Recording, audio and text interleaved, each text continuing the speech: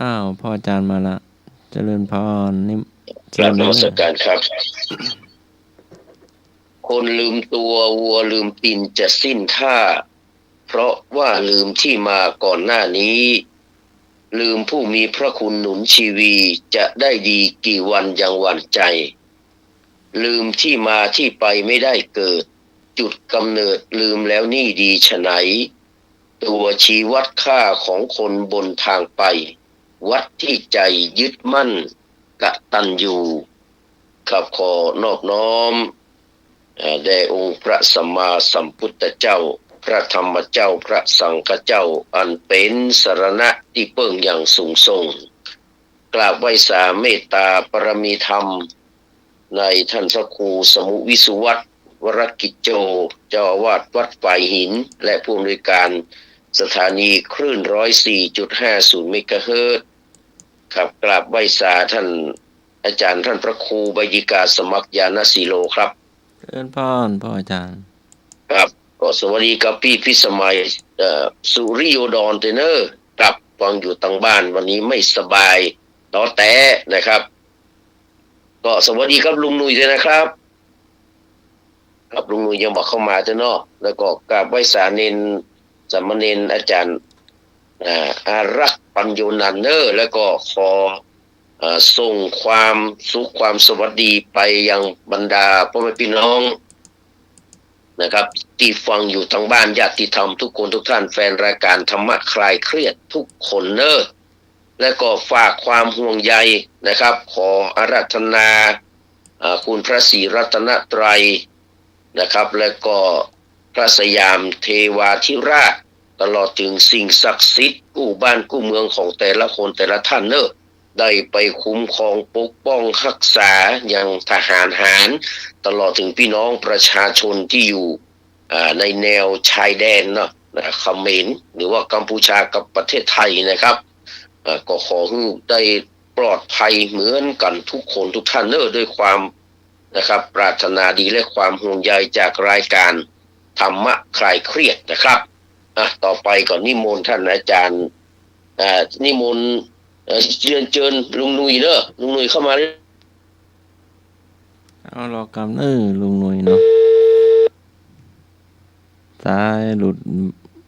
กะกำหนึ่งก็มาหลุดเนาะกะกำครับลุงหนุ่ยทักทายท่านขอกราบนอบน้อมพระเถรานุเถระผู้ผู้สงฆ์องค์ครับผมขอกราบสาราจารย์พระครูสมุวิศวรวรกิจโจครับผมเมตตาวิญญาณธรรมะคลายเครียดครับผมขอกราบสาราพระครูบดิกาจะมาครับผมเจริญพรลุงหนุ่ยสาราจารย์น้องรักครับผมสวัสดีพี่นานเจสีครับสวัสดีครับลุงครับครับสวัสดีครับธรรมะคลายเครียดทุกท่านทุกคนนะครับผมวิธีสมัยนะครับนี่เปิ่นพอแต่ครับผมครับผมนันทศรีครับผมครับจากนี้ไปก็เรียนเชิญบรรดาพี่น้องทุกท่านเนอะแล้วก็ที่เขาจะเข้ารายการนะครับก็โทรมาขอเพลงกันได้เนาะเดี๋ยวเราจะได้เริ่มนะครับรายการเป็นลำดับต่อไปนิมนต์ท่านอาจารย์สมัครเนอะครับลุงมุยบอกเบอร์โทรเนอะนะครับครับ053-226-058ครับเชิญนะครับเนาะเอาแม่สมศรีลุงวัดก็เพลงจุอ้ายซึกมาเนาะครับเนี่ยสมศรีลุงวัดเนาะเจ้าครับจุอ้ายซึกมาเนาะครับประชาเตียวตาเชื่อจะดีอยู่บนออกมาแล้วเอาเพลงทองอินสิ้นหวังสักเพลงทองอินสิ้นหวังทองอินสิ้นหวังเนาะคอยบวชมาลายพรรษาเนี่ยครับผมโอ้โหครับนี่ครับครับนมัสการพระคุณเจ้าทุกลูกทุกองค์นะครับผมสวัสดีที่ทีมงานธรรมะใครเคยทุกท่านนะครับครับวันนี้เอาเพลง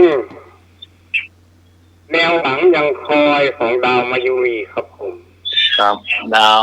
แนวหลังยังคอยเนาะของดาวมายุรีนะครับดาวมายุรีครับ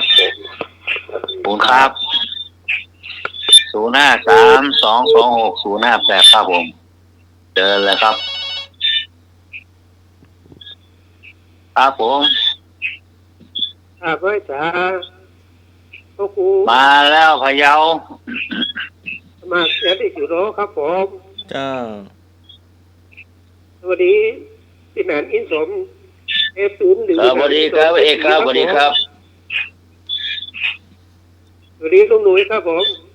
ครับผมเลยครับเอกครับผม วันนี้ขอฟังเพลงสั่งเตรียมพร้อมนะครับ สั่งเตรียมพร้อมเหรอครับ อยู่เพลงกับคำสั่งเตรียมพร้อม คำสั่งเตรียมพร้อม สัญญาสัญญาเนาะ ครับ แล้วเตรียมพร้อม สายันสัญญา สัญญาสัญญา